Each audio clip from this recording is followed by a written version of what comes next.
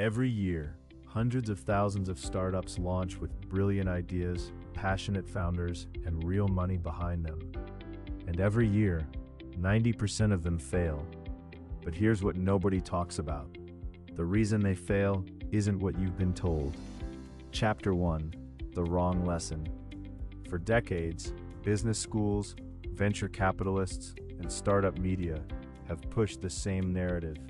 Startups fail because they run out of money. And technically that's true, but it's like saying a plane crashes because it ran out of lift. It doesn't tell you why. The real data is more revealing. CB Insights analyzed over 100 failed startups and found the number one reason wasn't funding. It was this: no market need. 42% of all startups die because they built something nobody actually wanted. But there's a deeper problem, and it's one that even smart, experienced founders fall into. They build in isolation. They spend months, sometimes years, perfecting a product before a single real customer touches it. They optimize for what they think the market wants, not what the market is actually screaming for. The founders who survive think completely differently. They start with the problem, not the product. They talk to customers before they write a single line of code. And most importantly, they stay uncomfortable, because discomfort is the signal that you're learning something real. Chapter 2: The Product Market Fit Paradox.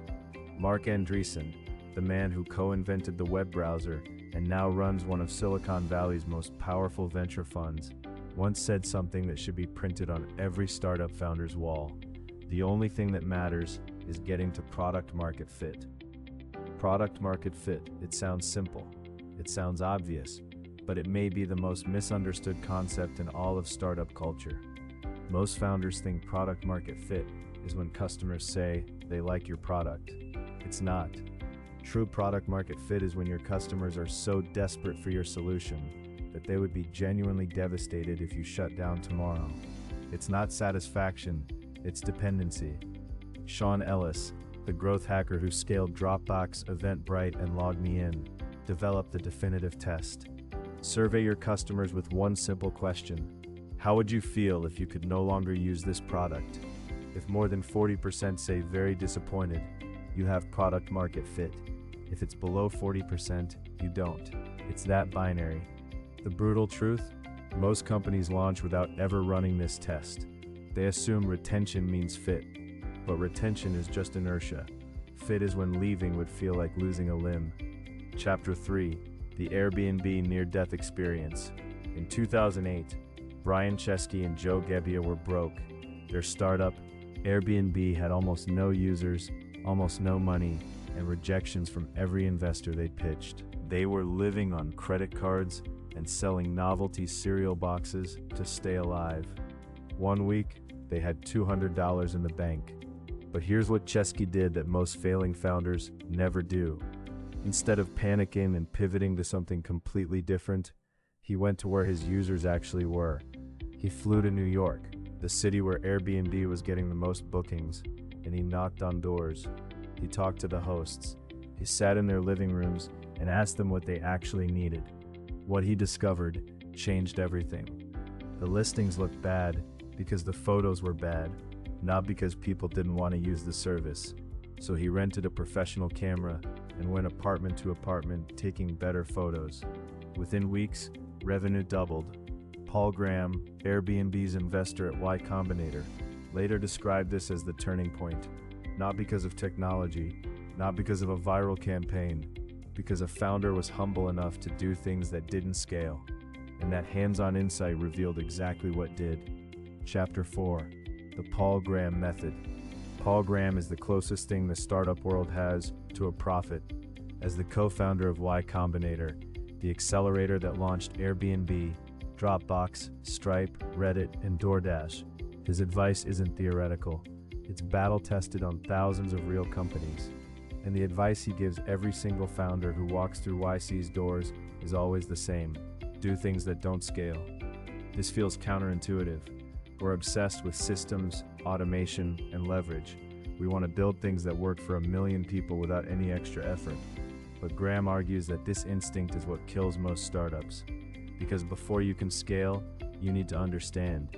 And you can only understand by doing things manually, messily, personally. Stripe's founders, Patrick and John Collison, famously walked engineers through the payment integration process themselves. They would sit next to developers and watch them struggle, not because they enjoyed it, because every struggle revealed a flaw, every confused moment was data. DoorDash started with the founders delivering food themselves, every single order, because you cannot optimize a system you don't understand from the inside. The pattern repeats over and over across every great startup. The founders who win are the ones who resist the temptation to scale before they understand. Chapter 5, the counterintuitive formula. So what is the hidden pattern that separates the 10% who survive from the 90% who don't? It's not IQ, it's not connections, it's not even funding, though that helps. It comes down to something far simpler and far harder. The winners understand that the first version of any great company looks nothing like what it becomes. They're comfortable with ugly. They're comfortable with doing everything manually, personally, inefficiently, because they know that every uncomfortable interaction is buying them something priceless, real information. Netflix started by mailing DVDs. Amazon started by buying books from other bookstores and shipping them manually. Facebook started as a rating site for Harvard dorms. None of them launched at scale. None of them launched with the product they'd eventually become. They all started by doing one thing, solving one problem for one person better than anyone else in the world. Because here's the truth that venture capitalists don't always say out loud. A startup that gets one thing perfectly right, even if only for 100 customers, is infinitely more valuable than a startup that gets 10 things sort of right for 1 million users.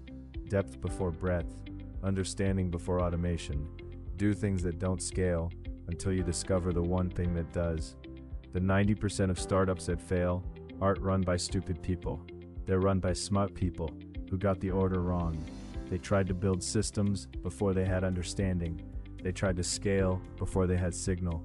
They tried to look professional before they were honest. The founders who win reverse this entirely. They embrace the uncomfortable.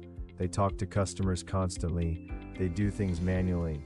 They stay close to the problem until the solution becomes obvious, not from a conference room, but from the field. That's the hidden pattern. What separates the companies that change the world from the ones that never get there. If this gave you something useful, a framework, a shift in thinking, even just one idea worth testing, then this channel is built for you. Hit subscribe.